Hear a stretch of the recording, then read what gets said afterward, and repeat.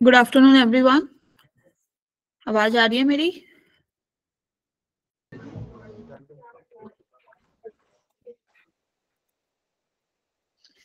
चलो,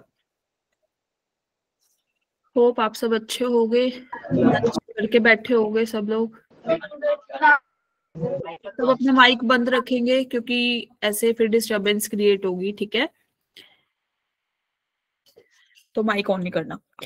अपना जो भी डाउट है you can put in your chat box, otherwise you can raise your hand and ask the question, और अदरवाइज आप थम्स अप से बता सकते हो, या मतलब कि नहीं आया समझ या आ गया है।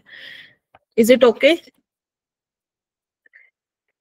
चलो, so this is our last lecture on permutation and combination. अभी तक हमने अरेंजमेंट्स देख लिए हैं, है ना? अरेंज करना सीख लिया है, कॉम्बिनेशंस देख लिया है, कंबाइन करना सीख लिया है।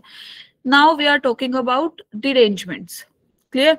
अब ये कैसे है होता है, कैसे पढ़ना है, ये अभी डिस्कस करेंगे आज के लेक्चर में ही। सो स्टार्ट करते हैं आज का लेक्चर। कल हमने ज्योमेट्रिक प्रॉब्लम्स पढ़ी थी, क्लियर, बेस्ड अपॉन परम्यूटेशन की, कैसे कैसे हम सोल्व कर सकते हैं। आज हम पढ़ेंगे कि सर्कुलर परम्यूटेशन क्या होती है। कल थोड़ा सा आइडिया दे दिया था, है ना? ट्रेलर बता दिया था, ठीक है? तो आज हम करेंगे कि कैसे इसको सोल्व करने हैं, इसके क्वेश्चन सर्कुलर परम्यूटेशन के। फिर हम पढ़ेंगे डिरेंजमेंट्स, इसके क्वेश्चंस को कैसे सोल्व करना होता है। देन एक्सपोनेंट ऑफ प्राइम, ये इसकी एप्लीकेशन है, ठीक है? तो ये हम आज ही डिस्कस कर लेंगे तीनों चीजें, clear? And then we will wrap up this chapter.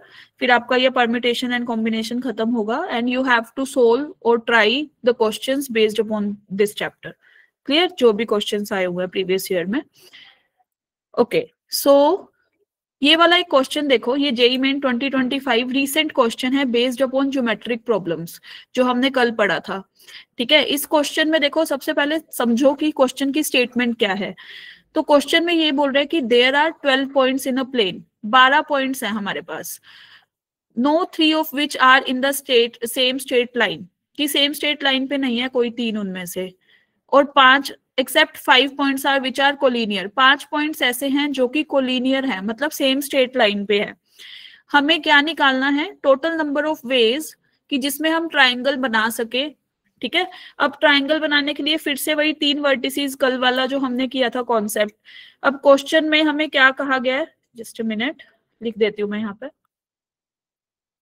कि पॉइंट्स, टोटल पॉइंट्स कितने हैं हमारे पास?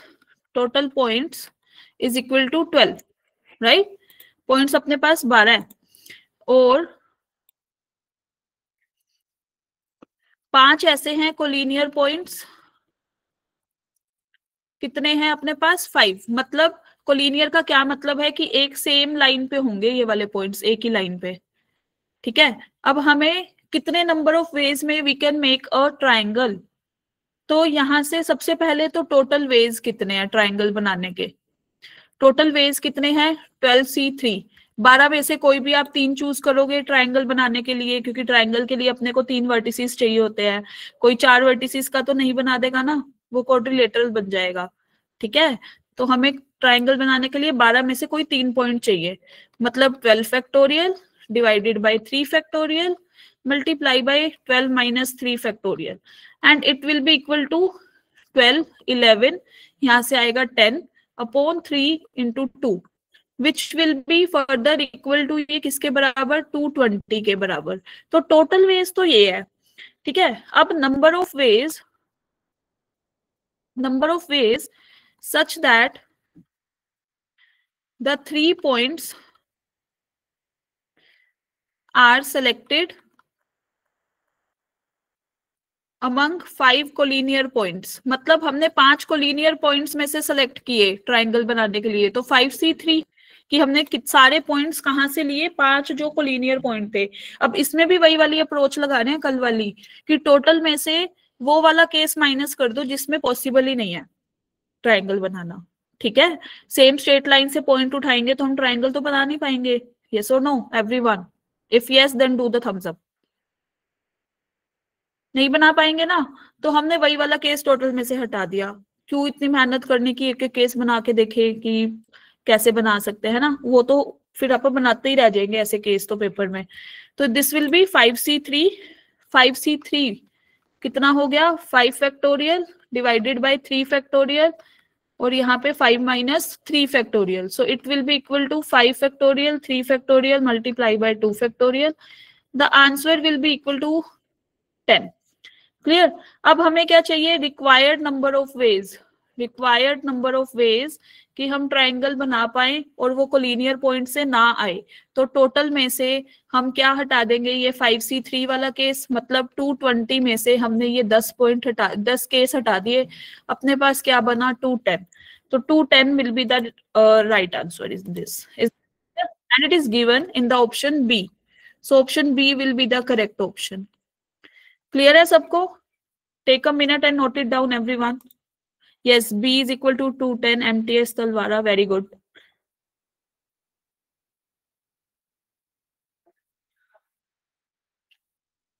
नोट कर लो भाई सारे।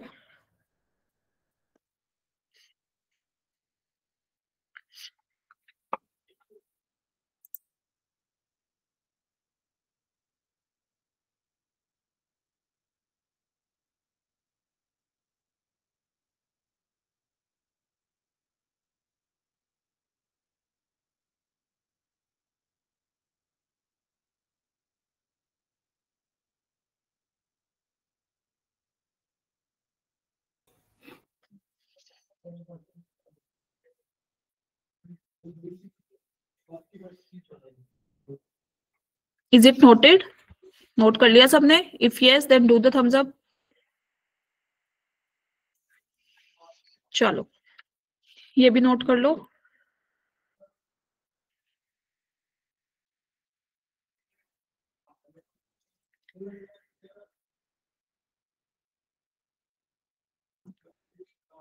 और क्वेश्चन के नीचे लिख लिया करो, जेई मेंस 2025 का है ये क्वेश्चन, ताकि आपको याद रहे कि हमने जितना ये टॉपिक पढ़ा उस पर क्या कैसा क्वेश्चन पेपर में आया है। ठीक है, थोड़ा आइडिया लग जाता है फिर।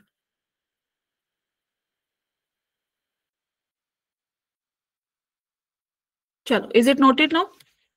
If yes do the thumbs up सारे जल्दी से। Okay, now coming on circular permutation. जैसे कि मैंने कल बताया था, थोड़ा सा आइडिया दिया था सर्कुलर परम्यूटेशन का। व्हेन वी हैव 3 पर्संस, देखो यहाँ पे बैठे ना ये टेबल पे, राइट? अब राउंड टेबल की बात हो रही है। सर्कुलर मतलब एक सर्कुलर अरेंजमेंट करना, एक राउंड टेबल पे बिठा देना, ठीक है।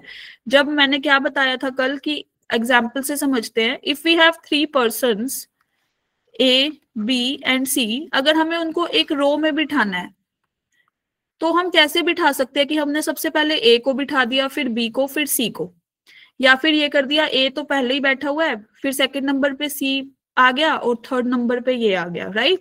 ऐसे ही बी के साथ पहले सी फिर ए, ऐसे ही सी के साथ पहले हमने किसको बिठाया, ए को फिर बी को, और यहाँ पे सी के साथ पहले बी को फिर ए को। तो ऐसे हम कितनी अरेंजमेंट्स कर पा रहे हैं, हम 6 अरेंजमेंट्स कर पा रहे हैं, राइट? लेकिन जब हम राउंड टेबल की बात करें तो उस केस में तो ऐसा कुछ नहीं होता, फर्स्ट सेकंड थर्ड वाला, है ना? उसमें तो ये होता है कि ये वाला बंदा इधर बैठा है, इसके साइड में, इस साइड मुझे बैठना है, या फिर इसके साइड में मुझे बैठना है, राइट? ये वाली अरेंजमेंट्स होती है। ये तो नहीं होता कि पहले जाके फर्स्ट पे मैं बैठूंगा, फर्स्ट सेकंड वाली तो कोई वो नहीं होता ना केस राउंड में। तो अगर ये सर्कुलर टेबल है और हमें यहाँ पे बिठाना है, ठीक है, अगर ए पॉइंट को इधर फिक्स कर दिया, अब बी और सी हैव 2 चॉइसेस, या तो बी इधर हो सकता है या फिर इधर हो सकता है, या फिर बी को और इधर बी आ सकता है, इधर सी आ सकता है। यस और नो? 2 ही अरेंजमेंट पॉसिबल है, ठीक है। अब ये हो गई हमारी एंटी क्लॉकवाइज डायरेक्शन, ये हो गई हमारी क्लॉकवाइज डायरेक्शन। तो 2 ही पॉसिबल केस बनेंगे कि यहाँ पे ए, इधर बी, इधर सी। दिस इज, अगर मैं ये देखूं तो ये एंटी क्लॉकवाइज चल रहे हैं, यहाँ पे आए, दिस विल बिकम ए, यहाँ पे बी, और इधर सी। इधर हम कैसी मूवमेंट हो गई, क्लॉकवाइज। क्लियर। अब कोई बोले कि नहीं नहीं, इसको ना ऐसे कर देते हैं, ए को इधर बिठा देते हैं, अब बी को इधर फिक्स कर दिया, यहाँ पे सी को, अब ये डिफरेंट अरेंजमेंट हो गई। नहीं, this is not a different arrangement. आप यहां से देखो, फिर से ये एंटी क्लॉकवाइज ही चल रहे हैं, एंटी क्लॉकवाइज यही वाली अरेंजमेंट हो गई। या फिर आप यही ऐसे ही यहाँ पे बी लिख देते, इधर सी लिख देते, तो फिर वो क्लॉकवाइज हो जाती, केस तो सेम ही बन रहा है। क्लियर। तो यहाँ पे कितनी पॉसिबिलिटीज, टू, टू वेज इधर। तो यहाँ पे ये कितने वेज में हम लिख सकते हैं, 3 - 1 फैक्टोरियल वेज में, दैट इज 2 फैक्टोरियल वेज में। तो number of ways to arrange n persons लिख सकते हो, एन ऑब्जेक्ट्स लिख सकते हो, n objects where clockwise and anti clockwise arrangements do not give same permutation, जहां पे वो सेम नहीं देते। ठीक है, तो इस केस में हम क्या कर सकते हैं, this will be equal to n-1 का factorial arrangements. Is that clear? Not n factorial this time. This will become n-1 factorial. So if you have 4 persons, then you have kitni choices? 4 - 1 factorial, that is 6 ways to arrange these 4 persons. Clear? तो आपके पास 6 तरीके हैं, so that आप arrange कर पाओ उसको, उन 4 persons को. Clear है? ऐसे ही if n is equal to 5, then it will become 4 factorial, that will become 24 ways. Is that clear to everyone in the class? Okay. अब यहाँ पे केस नंबर 1 तो ये आया, जहां पे हमें क्लॉकवाइज और एंटी क्लॉकवाइज मूवमेंट पता चल रही थी, जिसपे दोनों की परम्यूटेशन सेम नहीं थी। ठीक है, लेकिन अगर सेम हो जाए तो सेम ही चीजें हैं, ऑब्जेक्ट्स तो सेम भी हो सकते हैं ना, मान लो सेम ही फ्रूट्स रख लिए, या फिर ये नेकलेस का जो एग्जाम्पल है, ये बहुत फेमस एग्जाम्पल है नेकलेस का। अब इसमें देखो सारे बीट्स सेम है, ये वाला सेम, ये वाला सेम, ये सारे ही सेम। अब आप चाहे इधर से जाओ चाहे इधर से जाओ, बात तो सेम ही है, यस और नो, सेम ही बात है ना। तो इस केस में हमारी जो नंबर ऑफ अरेंजमेंट्स हो जाएंगी, जहां पे क्लॉकवाइज और एंटी क्लॉकवाइज हमें सेम सेम अरेंजमेंट्स और परम्यूटेशन देती हैं, तो इस केस में जो नंबर ऑफ वेज होंगे वो क्या हो जाएंगे, दिस n-1 फैक्टोरियल बाय 2, आधा हो जाएगा, क्योंकि क्लॉकवाइज और एंटी क्लॉकवाइज वो डबल हो रही थी, राइट। अब दोनों ही सेम हो गई, चाहे आप क्लॉकवाइज से जाओ चाहे एंटी क्लॉकवाइज से, दोनों रास्ते मतलब सेम ही हो गए, तो हाफ से डिवाइड कर देंगे 1/2। Is that clear to everyone? ठीक है, कि एक ही तरीका है फिर तो। अगर दो हमारे पास पर्सन है, दो सेम ऑब्जेक्ट्स हैं, उनको चेंज करना है, 3 को लगा लो, 3 सेम है हमारे पास, है ना, मान लो एप्पल एप्पल एप्पल 3 जगह रखने हैं, तो राउंड टेबल पे ही, तो आप कैसे भी अरेंज करो, बात तो सेम ही है। ठीक है, if you have different objects, जहां पे आपको एंटी क्लॉकवाइज और क्लॉकवाइज से फर्क पड़ रहा है कि वो चेंज हो रहा है, आप इधर से जा रहे हो तो कुछ और मिल रहा है, इधर से जा रहे हो तो कुछ और मिल रहा है, तो फिर उस केस में हम n-1 फैक्टोरियल लेंगे। Clear to everyone?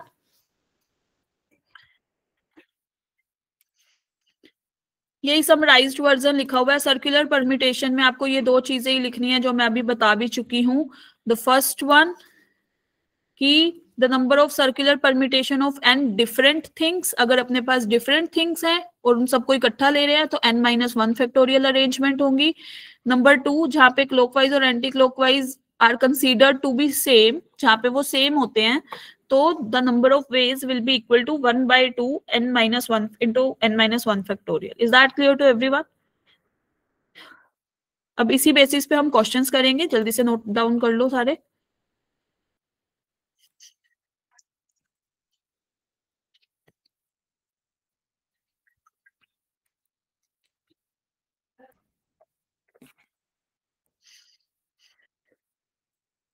Is it done? Question करें? नहीं लिखा अभी? कोई ना, लिखो लिखो।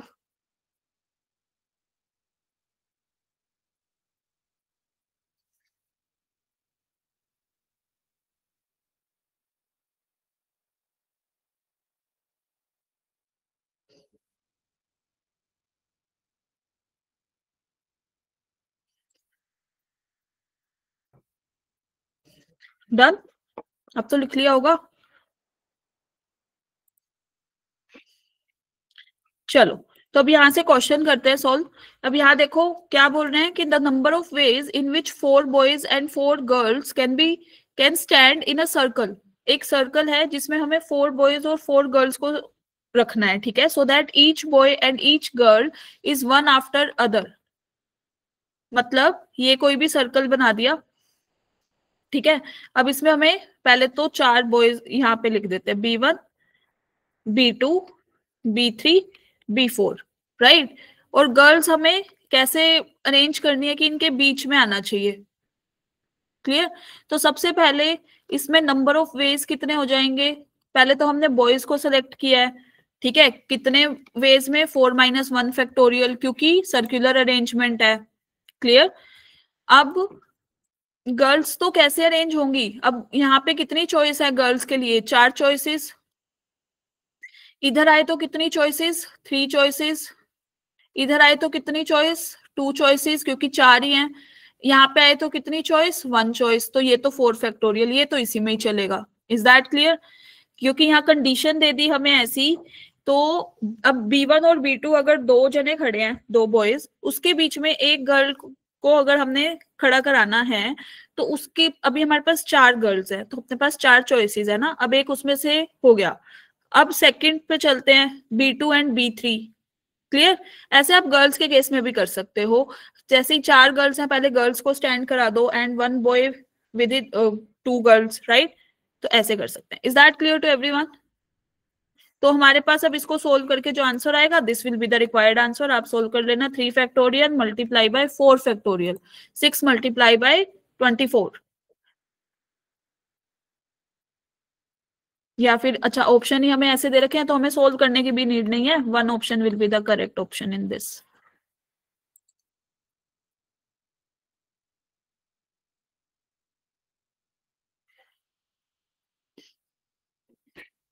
Is it noted everyone.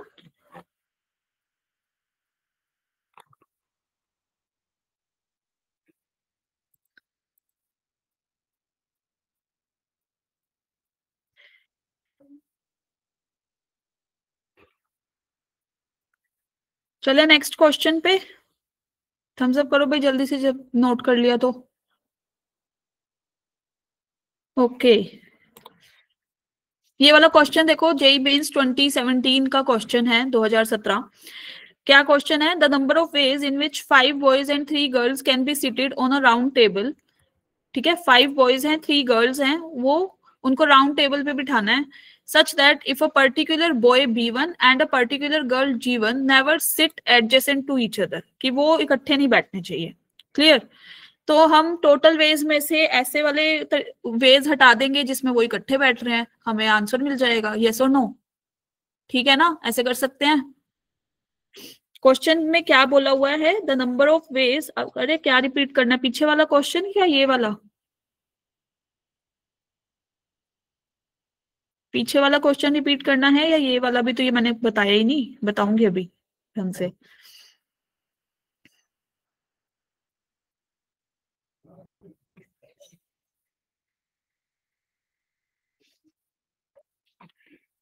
एक बार पीछे वाला रिपीट कर देते हैं भाई। देखो 4 बॉयज थे, ठीक है, 1, 2, 3 एंड 4। जब भी सर्कुलर अरेंजमेंट करनी होती है हमें, तो हम कितने फैक्टर, अभी बताया था कि 4 - 1 फैक्टोरियल में अरेंज करते हैं, ठीक है। अब गर्ल्स को अरेंज करने का यहाँ पे 4 चॉइसेस है, इधर 3 चॉइसेस, इधर 2, इधर 1, तो 4 फैक्टोरियल। ये गर्ल्स के लिए।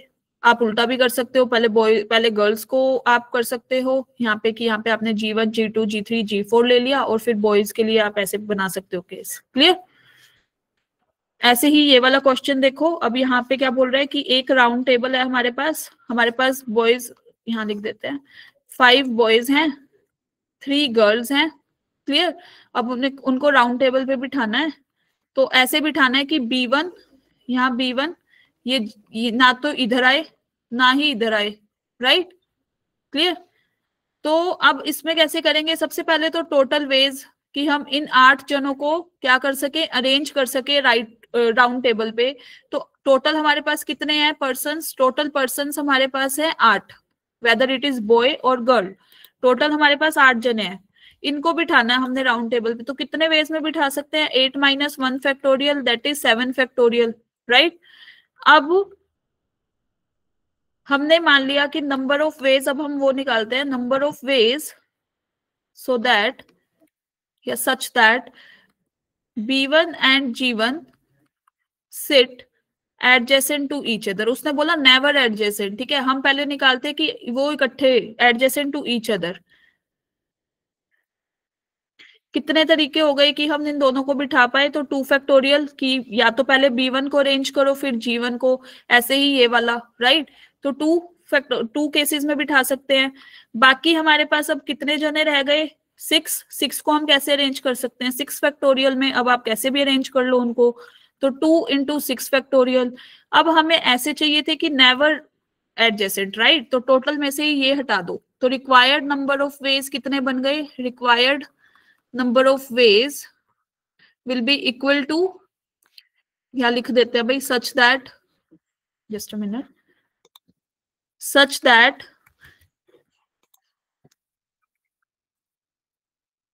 P1 and G1 never sit adjacent to each other।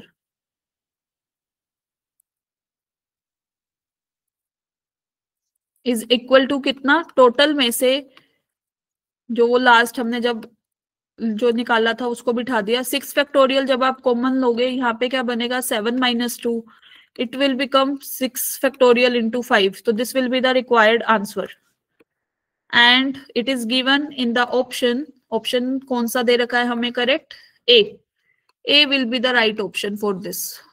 Is that clear? Clear to everyone?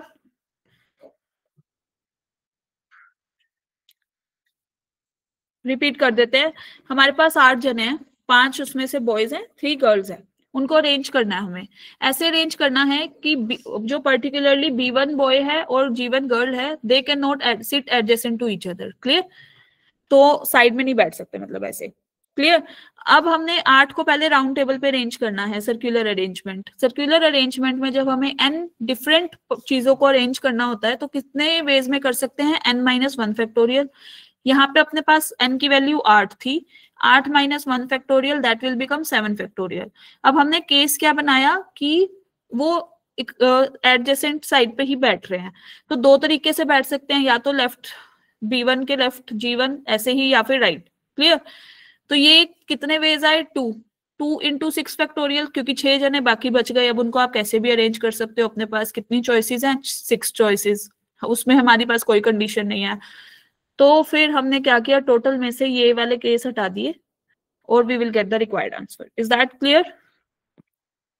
Note कर लिया सबने? बताओ भाई, अभी तक नहीं किया? चलो, कर लिया मतलब। ये वाली स्लाइड नोटेड?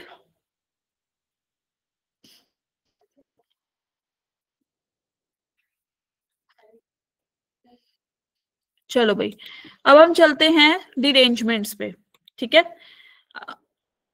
अब डिरेंजमेंट्स में हम कैसे करेंगे, इसके लिए सबसे पहले हमें 2 चीजें पता होनी चाहिए। इंक्लूजन एंड एक्सक्लूजन प्रिंसिपल, जो हमने सेट में पढ़ा था। कैसे पढ़ा था? कि जब हमें ये निकालना हो कि number of elements in A union B, मतलब ए और बी 2 सेट दे रखे हैं और उसमें एलिमेंट्स आ सकते हैं या नहीं आ सकते हैं, उसके लिए हमारे पास जो केसेस बनते थे, हम सेट वाले चैप्टर में करते थे, हमें नंबर ऑफ एलिमेंट्स निकालने होते थे। तो ए यूनियन बी में हम कैसे निकालते थे? क्या फॉर्मूला था हमारा? Number of elements in A plus number of elements in B minus number of elements in A intersection B, right. Chapter 1 class 11th sets, है ना। ऐसे ही अगर हमें 3 के लिए करना है, ये तो 2 सेट की बात हो रही है, 3 के लिए करना हुआ तो A union B union C, इसके लिए हमारा क्या क्राइटेरिया था? इधर क्या फॉर्मूला था? Number of elements in A plus number of elements in B plus number of elements in C, right. ऐसे ही number of elements in A intersection B, ये हमें क्या करने होते थे? माइनस। यस और नो? ये वाला फॉर्मूला याद है या बताना है? ये वाला फॉर्मूला याद है या बताना है? If yes then do the thumbs up. कुछ कुछ याद आया?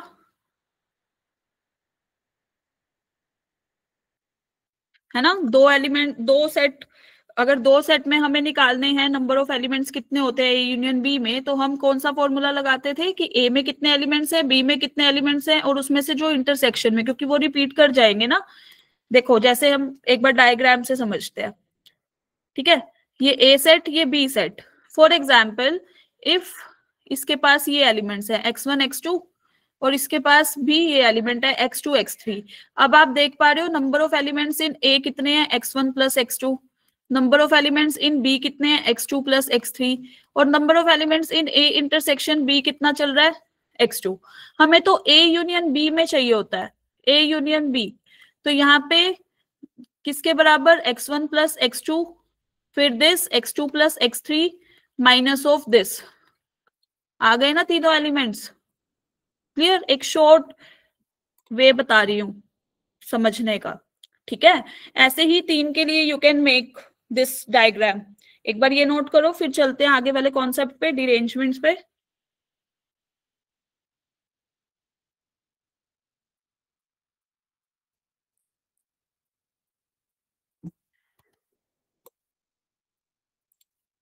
Is it noted everyone?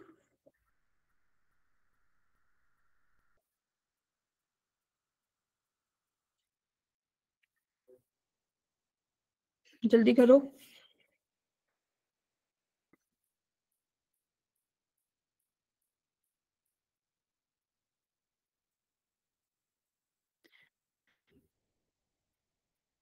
Done?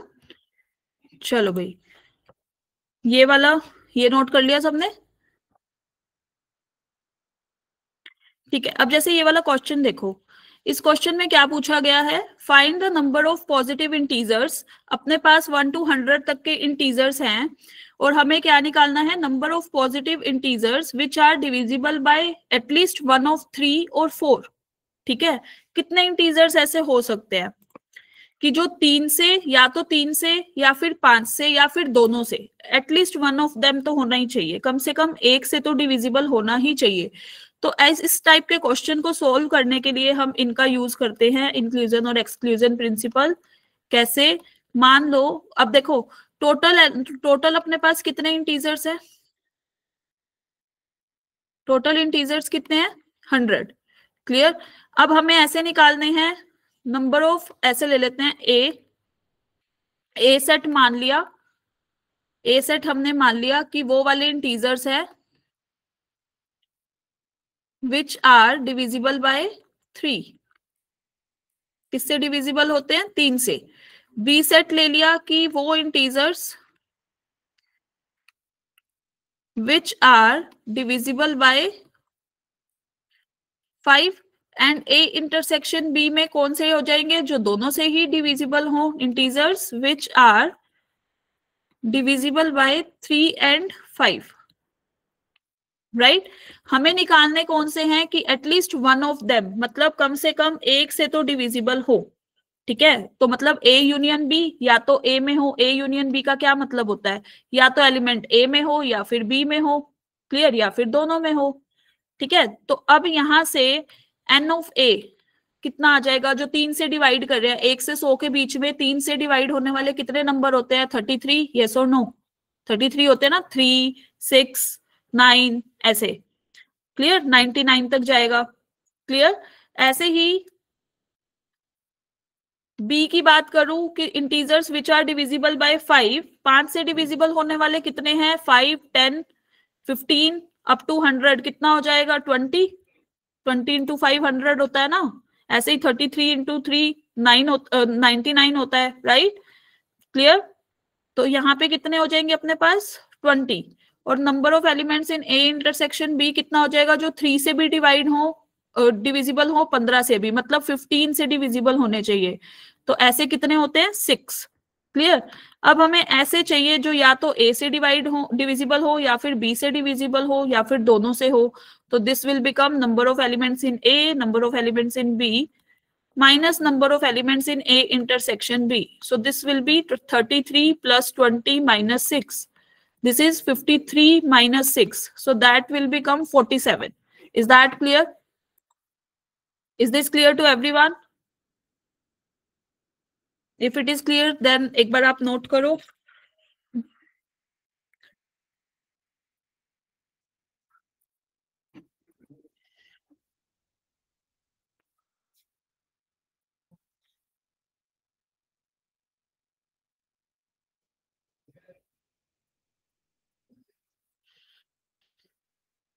और अगर आपको इसी में ही पूछ लिया जाए, ये तो आपने कर दिया अरेंज कि ये वाले नंबर्स हैं हमारे पास, ठीक है.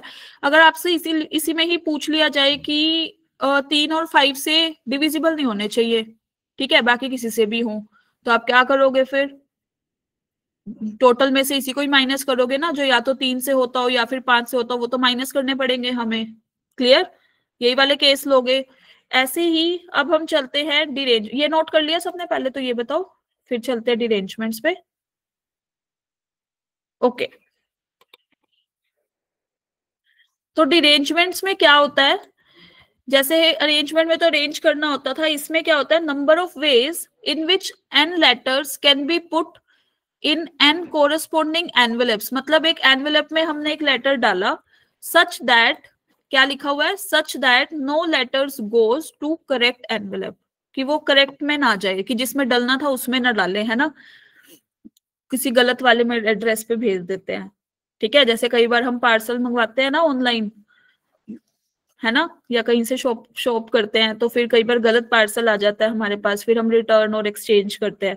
ऐसे ही अगर ये केस हो कि हमारे पास n ऑब्जेक्ट्स है, n लेटर्स है, और वो n एनवेलप्स में डालने हैं कि वो सही में ना जाए, तो उसके कितने तरीके हैं? So this will be equal to, मैं यहाँ पे लिख देती हूँ जिसको यहाँ से देखने में दिक्कत हो रही हो.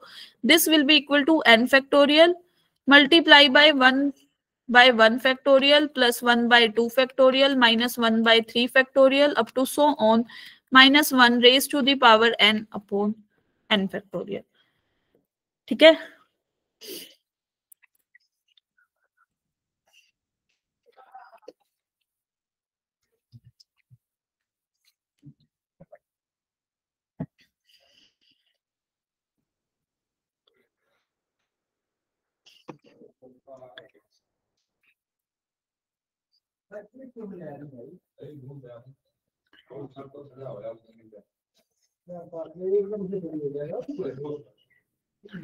Is it noted? Formula note कर लिया सबने?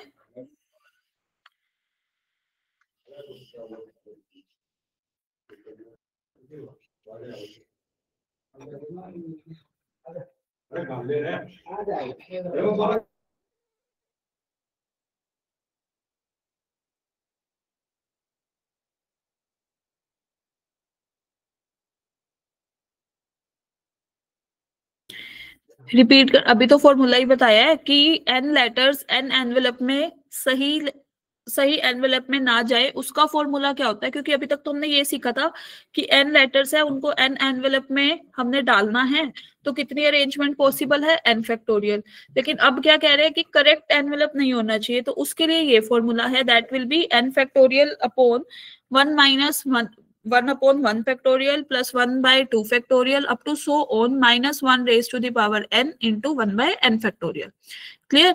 ऐसे ही एक बार ये वाला क्वेश्चन देखो कि find the number of ways of placing 5 letters in 5 envelopes such that no letter goes in the correct envelope.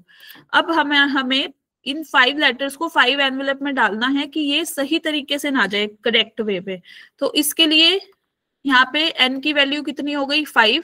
और आपने फॉर्मूला कौन सा लगाना है अब यहाँ पे? डिरेंजमेंट का. क्लियर? तो इसके लिए हमारे पास ये कितने हो जाएंगे? Number of ways will be equal to 5 factorial 1 minus 1 upon 1 factorial plus 1 by 2 factorial minus 1 by 3 factorial plus 1 by 4 factorial and this is 1 by 5 factorial. This will be the answer. इसको solve करने पे जो answer आएगा, this will be the answer. अब यहाँ देखो, this will become 120. 1 से 1 cancel out. This is 1 by 2 minus 1 by 6 plus 1 by 24 minus 1 by 120. Take the LCM, you will get 120. यहाँ पे हमारे पास कितना आ जाएगा 60 -20. इधर से हमारे पास कितना आएगा +5 -1/120, राइट. अब आप यहां से देख सकते हो 120 से 120 कैंसिल आउट. तो हमारे पास इसको सोल्व करके क्या बनेगा 65 -21 and the answer will be यहां से 44 वेज है. Is that clear to everyone?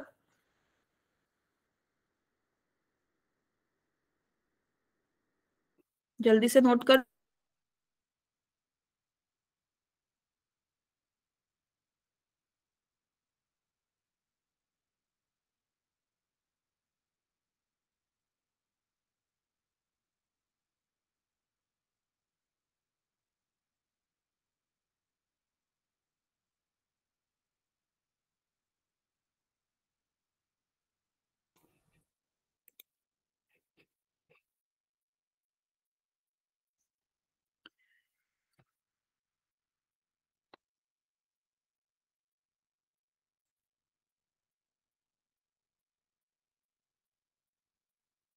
Is it done everyone? कर लिया नोट सबने?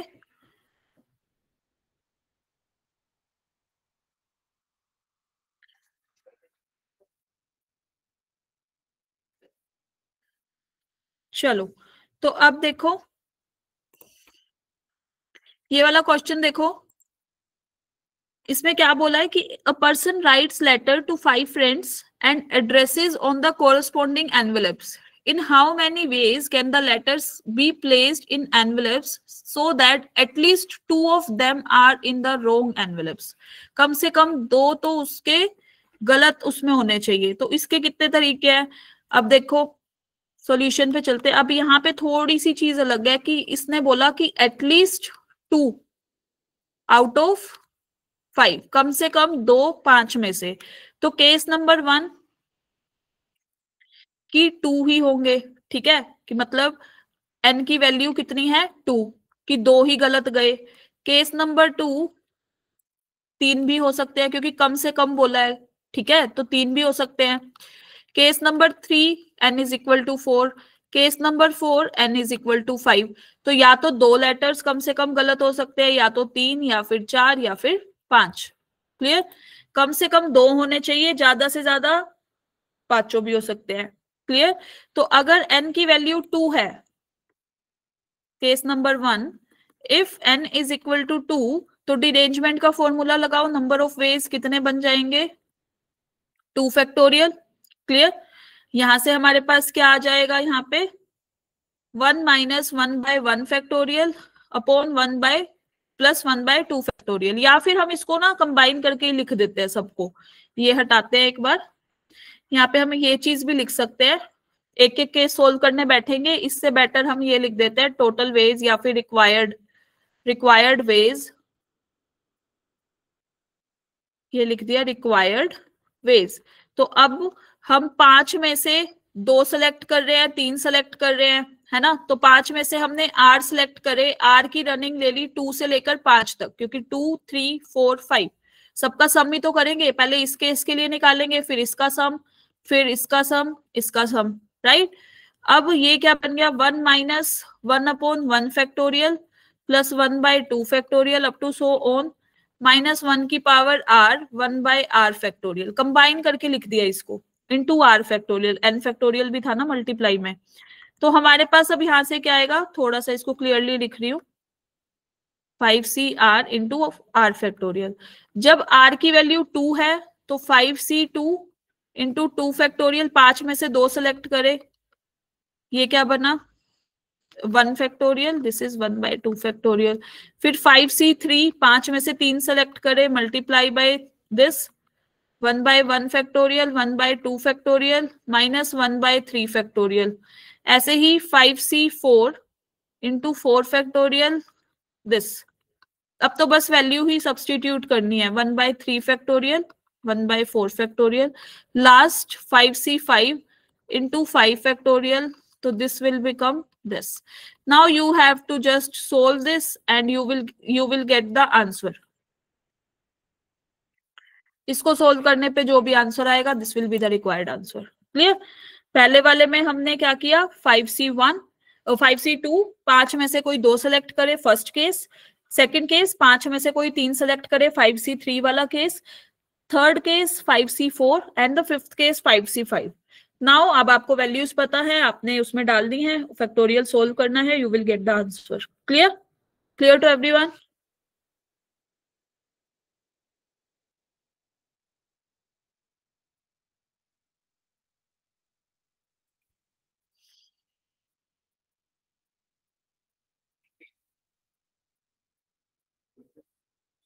नोट कर लिया सबने?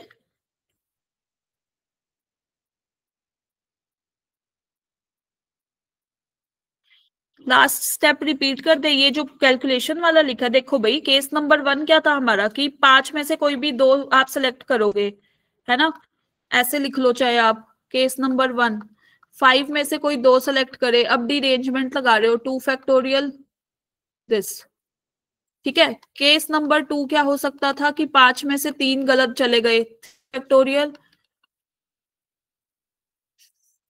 ये। में से 4 सेलेक्ट करे और वो गलत चले गए, डीरेंजमेंट्स। फॉर्मूला में पुट कर रहे हैं आप सीधा सीधा। और यहाँ से ये थर्ड केस था, ये फोर्थ केस। 5C5 की सारी पांचों ही गलत एनवेलप में चले गए। ठीक है। 1/2 फैक्टोरियल, 1/3 फैक्टोरियल, दिस इज। अब जब भी और की बात आती है, या तो ये केस और दिस और दिस और दिस। और के केस में मैंने क्या बोला था, कौन सा प्रिंसिपल यूज होता है? Addition principle. तो आप क्या करोगे, इन सबको ऐड करोगे, राइट? वही कंबाइन करके इधर समेशन की फॉर्म में लिख दिया था कि R2 से रनिंग कहां से कहां तक चल रही है, 2 से लेकर 5 तक। ठीक है। और सबको ऐड करके लिखना है। Is that clear? एक एक वैल्यू पुट करते जाएंगे 2 से। Clear to everyone? चलो, अब हम बात करते हैं एक्सपोनेंट्स ऑफ प्राइम। जब भी अपने को कोई भी प्राइम नंबर दे रखा हो, this is the last topic of this chapter. p कोई भी प्राइम नंबर है और n कोई भी पॉजिटिव इंटीजर है, देन एक्सपोनेंट ऑफ p, मतलब जब आपको ये निकालना हो, n दे रखा है हमें, p की पावर अल्फा 1, ठीक है, और यहाँ पे p1, p2 की पावर अल्फा 2, लाइक दिस। और आपको ये निकालना है कि इसका ये एक्सपोनेंट कितना होगा, कितनी बार आया होगा। तो आपने क्या करना है, n फैक्टोरियल में निकालना होता है। ठीक है, n फैक्टोरियल। तो n/p square, n/p³ up to सो, जब तक हमें जीरो ना मिल जाए, क्योंकि ये ग्रेटेस्ट इंटीजर चल रहा है। ग्रेटेस्ट इंटीजर 0 पॉइंट समथिंग तो जीरो ही होता है ना। जैसे कि एग्जाम्पल देखो कि एक्सपोनेंट ऑफ 3 का एक्सपोनेंट निकालना है 20 फैक्टोरियल में। अब हमें नहीं पता कि 3 कितनी बार आएगा। ठीक है, हम कैसे निकालेंगे एक्सपोनेंट, इस अल्फा की वैल्यू, एक्सपोनेंट ऑफ 3 हम करेंगे 20/3 ग्रेटेस्ट इंटीजर, फिर 20/3 का स्क्वायर ग्रेटेस्ट इंटीजर, 20/3 का cube greatest integer, up to so on. जहां से जीरो आना शुरू हो जाए वहीं रुक जाओ। अब यहाँ देखो ये क्या आएगा, 6 पॉइंट समथिंग, राइट? यहां से हमारे पास क्या आ जाएगा, 2 पॉइंट समथिंग, है ना? यहां से हमारे पास क्या आएगा, 20/27, 0 पॉइंट समथिंग। अब इसका ग्रेटेस्ट इंटीजर तो 6 होता है, इसका ग्रेटेस्ट इंटीजर 2, इसका ग्रेटेस्ट इंटीजर इज 0। तो R will be the answer. 3 की पावर 8 हाईएस्ट उसकी उसकी पावर होगी, 3 की पावर 8 की इसमें आएगी 20 फैक्टोरियल में। क्लियर? ये काफी कॉम्पिटिटिव में भी पूछे जाते हैं ये वाले क्वेश्चन, जो दूसरे कॉम्पिटिटिव एग्जाम्स होते हैं ना।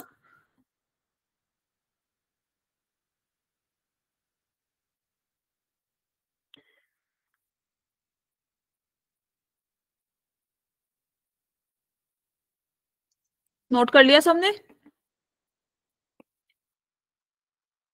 ये वाली स्लाइड नोट कर ली थी, ये भी कर लो। अब समझ आ गया होगा कि कैसे निकालना है।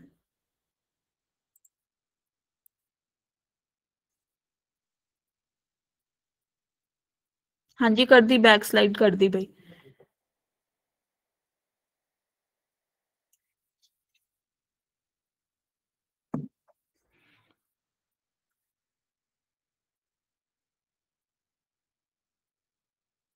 कर ली ये वाली स्लाइड नोट सबने? If yes then do the thumbs up.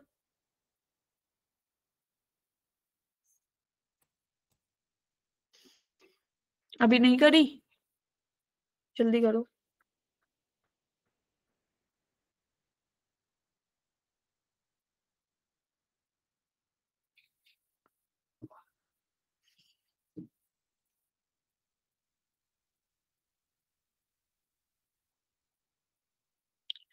Is it noted everyone?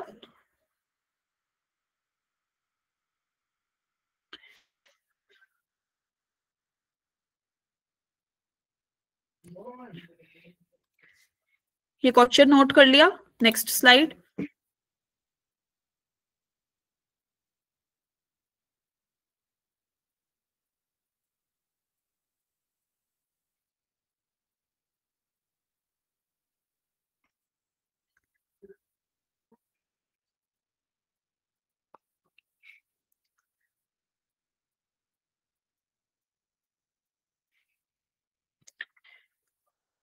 Is it noted? चलो भाई, ऐसा ही क्वेश्चन एक और देखो। यहाँ पे देखो, नंबर ऑफ जीरोस पूछ रखे हैं, number of zeros at the end of 45 factorial. तो इसका भी सेम ही कॉन्सेप्ट लगेगा। नंबर ऑफ जीरोस का मतलब ये है कि 2 इंटू ये 45 फैक्टोरियल में 2 की पावर अल्फा 5 की पावर अल्फा कितना होगा? ठीक है, तो अगर हमें 5 की पावर बीटा दूसरी पावर लेते हैं ना, तो जितनी वैल्यूज जितनी बार 2 इंटू 5 आएगा उतनी बार 10 मिलेगा हमें, है ना? तो एंड में उतनी बार 0 आ जाएगा। तो हमें मैक्सिमम तो 5 की ही निकालनी पड़ेगी, क्योंकि जितनी बार 5 होगा उसी के हिसाब से ही नंबर ऑफ जीरोस आएंगे, है ना? तो अब हम देखेंगे 45 फैक्टोरियल में एक्सपोनेंट्स ऑफ 5। एक्सपोनेंट ऑफ 5, जब भी हमें नंबर ऑफ जीरोस निकालने होंगे हम एक्सपोनेंट ऑफ 5 देखेंगे। तो it will be equal to 45 by 5 greatest integer, फिर से 45 बाय 5 का square greatest integer, 45 by 5 cube greatest integer, up to so on. अब यहां से देखो, ये तो 9 आ गया सीधा सीधा, है ना? दिस विल बिकम कितना? 45 बाय 25, एंड यहां से कितना? 45 बाय 125, राइट? तो अब आप यहां से देख पा रहे हो, ये तो 1 पॉइंट समथिंग आएगा। क्लियर? ऐसे ही ये 0 पॉइंट समथिंग आएगा। अब हमें नहीं पता क्या आता है, तो 9 प्लस 1, क्योंकि 1 पॉइंट समथिंग का ग्रेटेस्ट इंटीजर 1 होता है, 0 पॉइंट समथिंग का ग्रेटेस्ट इंटीजर 0 ही होता है। So answer will B 10। इससे बड़ी वैल्यू लोगे तो अब 0 0 ही मिलता जाएगा, कोई फायदा नहीं है। तो 10, तो 5 की पावर 10 होगी। ठीक है, मतलब 10 नंबर ऑफ जीरोस हमें मिलेंगे in the end of 45 factorial. Is that clear? तो यहां से आपका पीएनसी खत्म होता है। ठीक है, और अब आपने इसके क्वेश्चंस करने हैं एज मैक्सिमम एज पॉसिबल, क्योंकि कल मैथ्स की क्लास नहीं है, तो बैठ के ट्राई करना इसके क्वेश्चंस प्रीवियस ईयर के जो जो आए हैं। ठीक है, ये कर लिया सबने नोट?